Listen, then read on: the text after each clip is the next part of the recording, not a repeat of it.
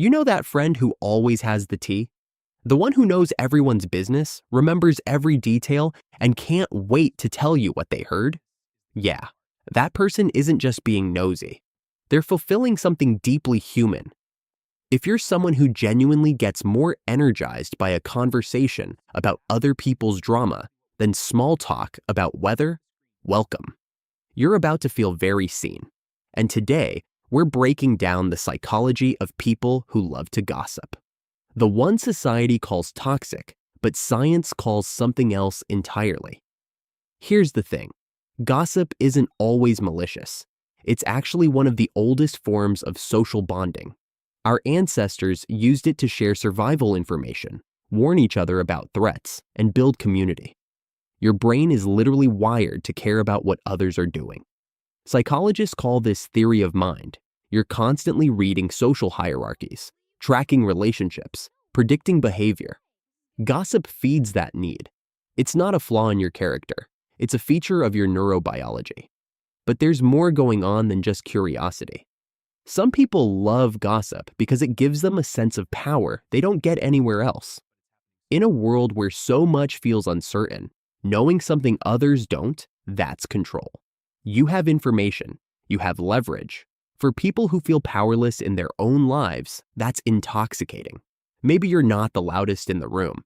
Maybe your ideas don't get heard in meetings. But in a private conversation with knowledge no one else has, suddenly you matter. Suddenly, people listen. Here's something wild. Studies show that people who gossip tend to be more socially intelligent, more observant, and better at reading room dynamics. Gossiping isn't mindless chatter. It's where social intelligence gets sharpened.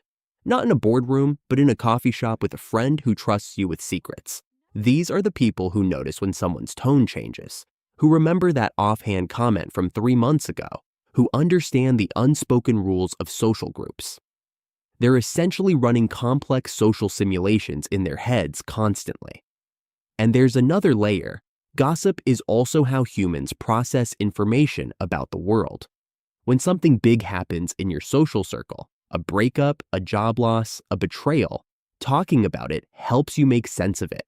You're not just spreading information, you're collaborating with others to understand social reality. Why did that relationship end? What does that say about human nature? What could that teach us? Gossip is philosophy disguised as chatter.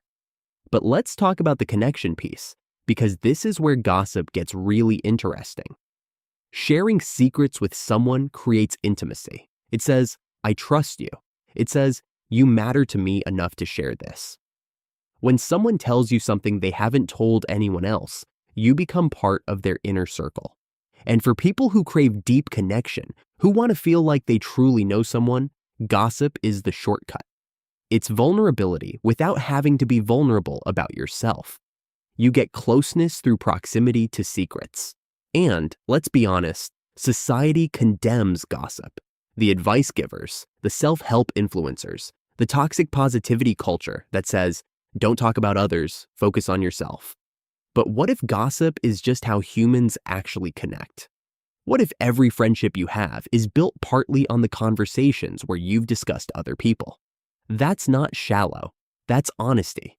That's how we actually bond, not how Instagram tells us we should. Now, there's a neurochemical component here that's worth understanding. When you share juicy information, your brain releases dopamine. You get a hit. It feels good, really good. And if you're someone who doesn't get enough dopamine from your daily life, if you're bored, understimulated, or dealing with low mood, gossip becomes a reliable source of that feeling. It's a drug, basically.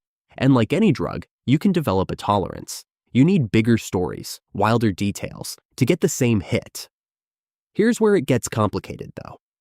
Some people gossip for a darker reason. Insecurity that whispers, I'm not enough unless I know more. Or loneliness that uses information as currency. Anxiety that manifests as needing to understand and control social situations through information gathering. And for them, gossip becomes both a connection and a trap. They're always hunting for the next story, the next piece of information, because stopping feels like disappearing. Gossiping becomes compulsive rather than joyful. So, it's important to know, do you gossip because it genuinely connects you with people you care about, or because it fills a void? Because one is human, the other is hunger. One feels light, the other feels desperate. One brings people closer, the other pushes them away, even though it doesn't feel like it when you're in the middle of it. But for those who truly love to gossip, who feel alive in the exchange of information and stories, they're not being toxic. They're just communicating differently.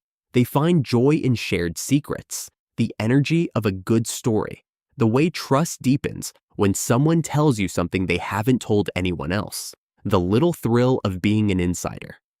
These are the moments most people rush past or dismiss as frivolous. But for them, these conversations are where life actually happens. There's also something to be said about gossip and empathy. When you hear about someone's struggle, their failure, their embarrassment, you're developing empathy for the human experience. You're learning that everyone is going through something. Everyone has moments they'd rather hide. That's not cruel. That's actually the foundation of compassion. The person who knows the most about other people's lives often becomes the most understanding person in the room, if they choose to be. Here's what often gets overlooked about people who genuinely love to gossip. They become the keepers of their community's collective memory. Think about it. They're the ones who remember that Sarah lost her mom 5 years ago and will reach out on the anniversary.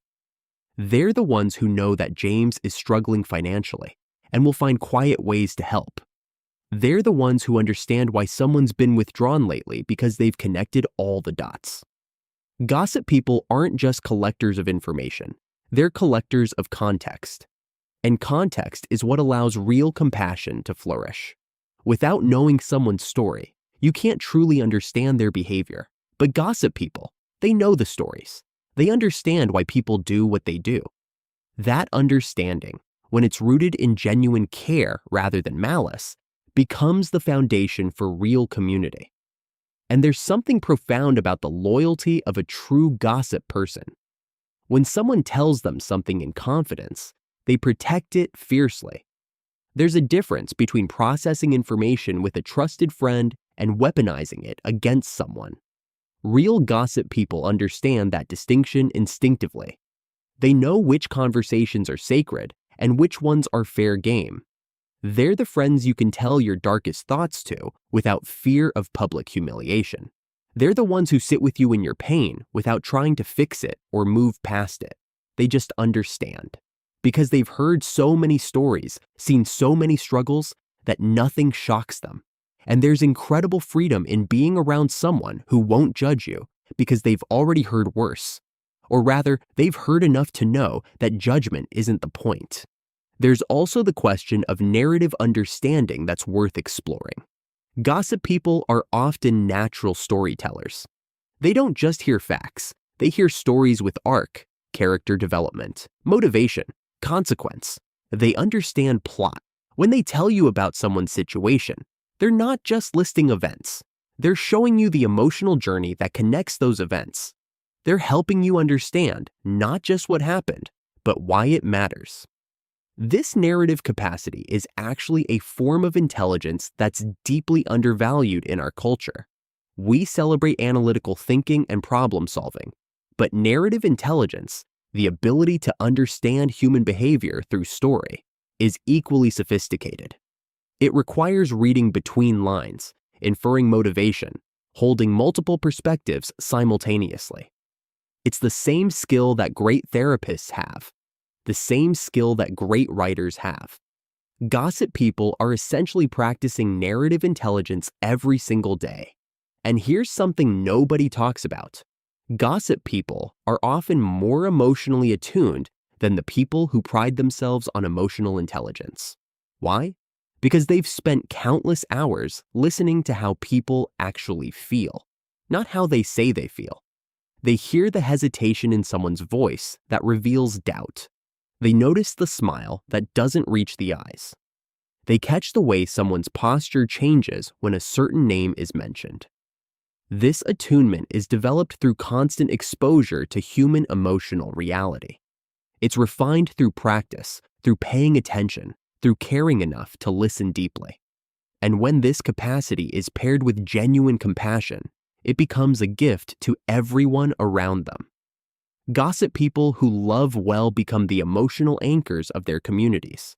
They're the ones people lean on without even realizing it. Hit subscribe if you think you're this type. Psychologists say this is called high social engagement preference combined with strong theory of mind. These people don't need surface-level connection. Their social world is rich, complex, and constantly evolving. They're the people who know everyone's backstory, who can connect the dots between different people's lives, who see the bigger social picture. So, if you're someone who remembers everything people tell you, who feels genuinely alive during deep gossip sessions, who'd rather discuss people's lives than abstract ideas, who can map out your entire friend group's relationship dynamics with precision, you're not broken. You're just wired for connection over isolation, for intimacy over distance, for story over silence. Your brain is built to care about people. That's not a character flaw. That's a superpower if you learn to use it consciously. And here's the thing that really matters. In a world that increasingly tries to disconnect us, that tells us to keep our business private and our emotions hidden. Gossip people are actually radical. They're choosing vulnerability. They're choosing to know people deeply. They're choosing to let people know them. They're refusing the sanitized, curated version of human life that social media promotes. They're saying, no, I want the real story. I want to know who you actually are, not who you pretend to be. That's not shallow. That's revolutionary. Tell me, do you love to gossip, or do you think we're all just being catty? And if you want the psychology that most people never hear about themselves, the next video is going to hit you harder than this one. Click it, you'll understand why.